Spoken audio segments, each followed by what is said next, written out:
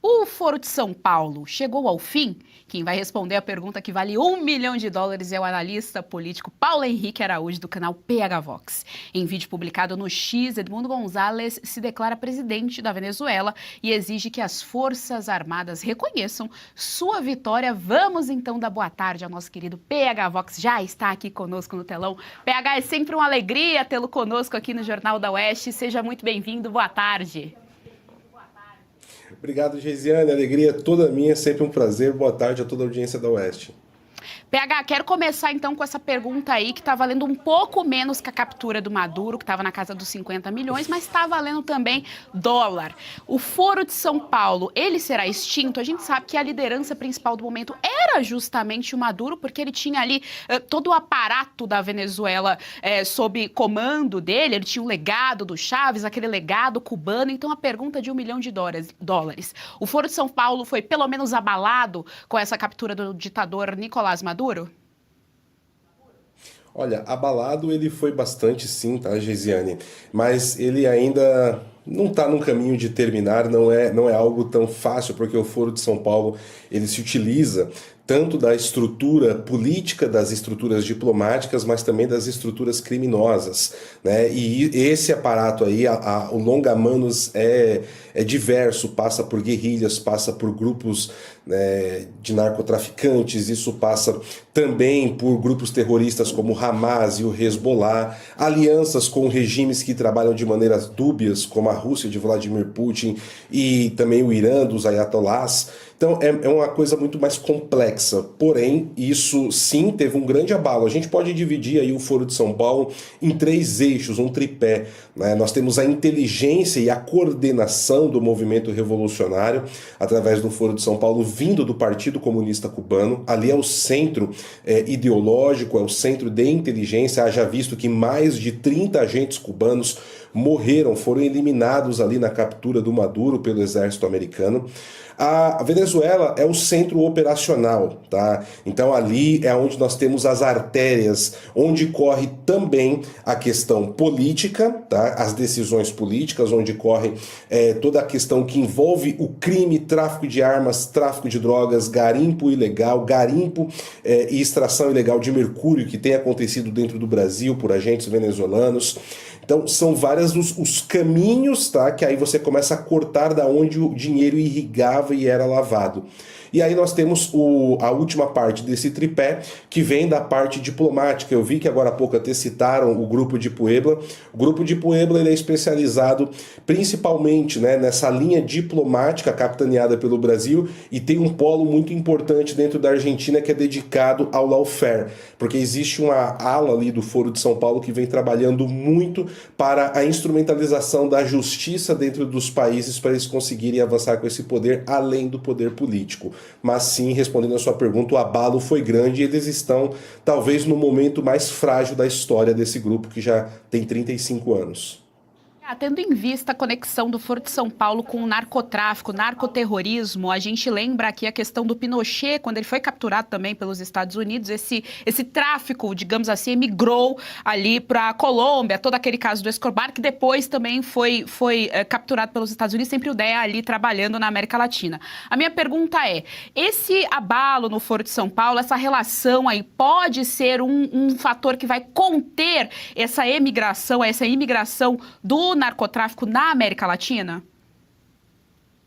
Olha, Geisiane, eu vou ser bem sincero, tá? O que me preocupa nesse momento é como o Brasil fica.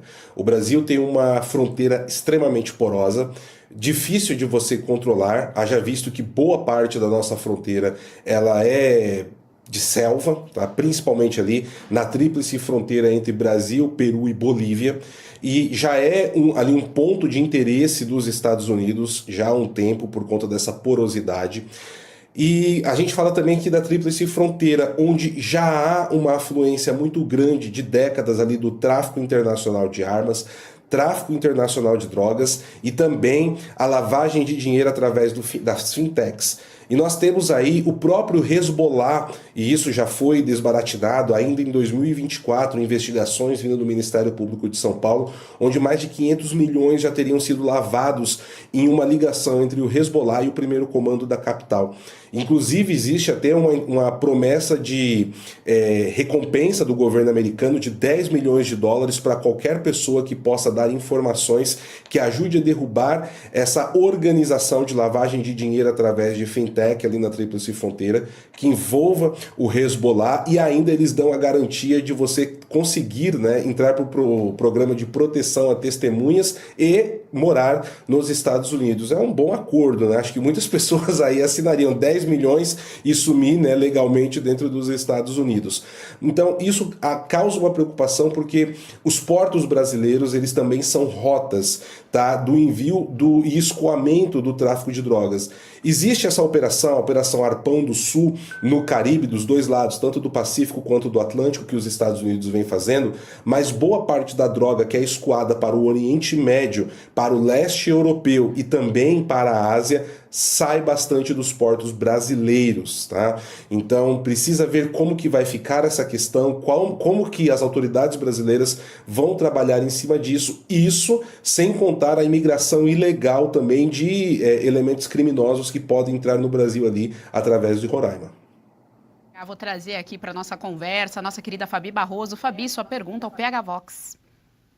Bem-vindo, PH, um prazer recebê-lo, feliz ano novo. O PH é o maior especialista do Foro de São Paulo, tem um livro, uma obra-prima, então vou aproveitar ainda nesse tema que eu acho importante.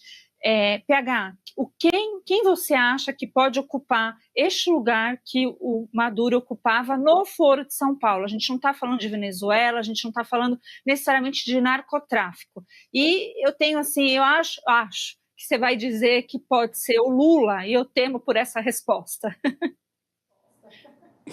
Boa tarde, Fabi, feliz ano novo, sempre um prazer, querida. Olha, o Lula, ele tem um papel importante dentro do Foro de São Paulo, mas hoje ele é muito mais um poster boy do que um coordenador de ações, tá? Na verdade, essa sempre foi a posição do Lula dentro do Foro de São Paulo. Eu tenho uma preocupação muito maior com a estrutura do Partido dos Trabalhadores, que ela é a estrutura executiva. Por exemplo, a diretora executiva do Foro de São Paulo é a Mônica Valente, esposa do Delúbio Soares, o tesoureiro da época do Mensalão. Ela é quem trabalha muito, né, nas decisões do dia a dia ali, dessa estrutura muito ligada à inteligência cubana e venezuelana, a CEBIN ali da Venezuela.